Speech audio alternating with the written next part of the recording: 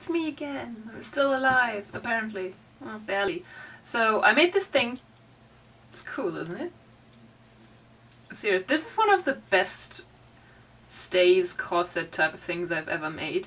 And I used cable ties for boning. I never did that before, but I heard it somewhere. I don't even remember where. Might even have been one of the comments to one of my videos. I don't know, but I tried it and it works really well. I was so surprised. But that's not what I'm here to talk about. I'm going to make a video, a separate video, about this corset stays thing.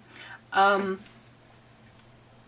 I'm not going to make a tutorial. So I found myself at a loss for words when I tried to conceptualize, and there's no way I can explain a couple of the things I had to do to make this thing happen.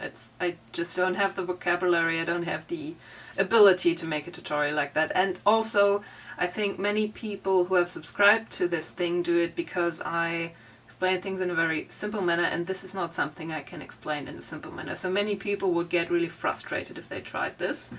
I don't recommend it for beginners, definitely. I'm going to make a video that explains how this thing works on the human body. I will have to wait with this until my sister has time, because she's the same height and the same body size as me, so I can use her as a stand-in, and I can hold the camera and explain things, and I can lace her in better than I can lace myself in, so you get some eye candy. She's really cute, so you can look forward to that, but I have to find a date where she has time because she's really busy working.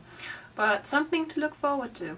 And I think I'm going to do her hair, like Georgian style thing. Yeah, anyway, so what I'm actually here to talk about, long story short, haha, is that I'm going to start a new project, because now I have this corset. I can start doing a proper costume, full costume kind of thing.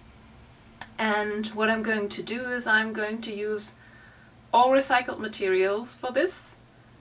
And by that I mean I'm going to cut up a whole lot of old bed sheets, because bed sheets are a great source for lots of fabric in case you need any. The idea came from finding one of our old IKEA bed sheets that coincidentally has a pattern that is very, very similar to some of those, I think they're sort of British, they're definitely called robe à l'anglaise, English robe. They're a bit more of a simpler style, very white flower patterns, very natural, and they're very different from this robe à la française style that is very court dress with the stecker, oh, what's the word? You know, where you have the manteau and the paniers at the side, and you have this V-shaped piece in the middle that you pin this thing to. And the robe à l'anglaise that I want to do, it's a bit more of a, I would say, natural, sensible style that is very styled down in comparison to that. And since I already have the fabric, why not do it? So I borrowed my my neighbor's sewing machine, which I will have to give her back in, I think, 2 or 3 weeks at least, so I definitely have a time limit on this.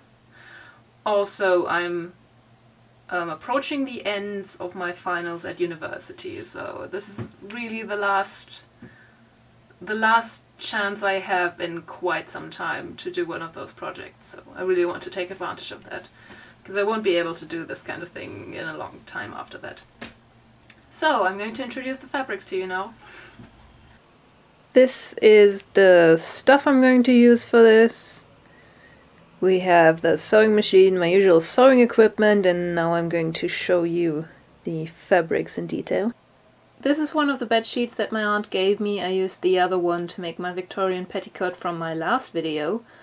And this time I'm going to make a shift out of it. It's going to be very much the standard T-shaped shift kind of thing that one knows from many blogs on the internet.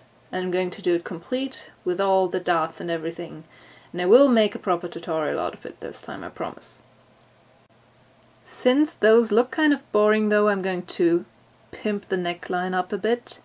I'm going to use this lace that I bought. I already put the ribbon in, and as you can see, the ribbon is a slightly darker color. It's more of a cream or eggshell or something. The color is called Nature, but it doesn't look very natural to me. So I already put that in, and I'm going to have this substitute the little tunnel you make for a drawstring neckline, and it's going to be a little prettier that way. And I don't care that it's not technically historically accurate. This is my project, I do what I want. This used to be a skirt that my grandma gave me. She didn't want to throw away the material, so now I get to do things with it, and I'm going to use this to make a bustle pad for the butt, because with an English robe you need a big butt. I'm going to stuff it with an old pullover that my mom shrank in the laundry. I'm going to cut it to pieces, and if that's not enough, maybe I can cut up an old towel or two, because we've got too many of those anyway. So another part where recycling comes in, very much in favor of recycling fabrics. These are 2 more bed sheets that my aunt gave me, and the fabric is very sturdy. I'm not sure about the pattern that's woven, it's probably not historically correct. But it's going to make the skirt stand out, so this is going to be the underskirt that goes above the padded butt. And if I do this right, maybe it's going to stick out nicely, and there's a lot of fabric, so I can make this thing really... yeah, I can make it really big. It's going to have a lot of volume. This is some drawstring I have left over from another project, so I won't even have to buy that. Aside from the lace that I showed you earlier, it's all going to be entirely made up of things that I already had lying around, so now they're going to be put to good use. And this is the famous IKEA bedsheet fabric. It's perfect for the type of dress I want to make. The funny thing is, when I had this epiphany that the fabric would be perfect for this kind of dress, and why not just make a dress like that, I went to Google and I found out that so many other people had the same idea, and there I thought I was being so smart.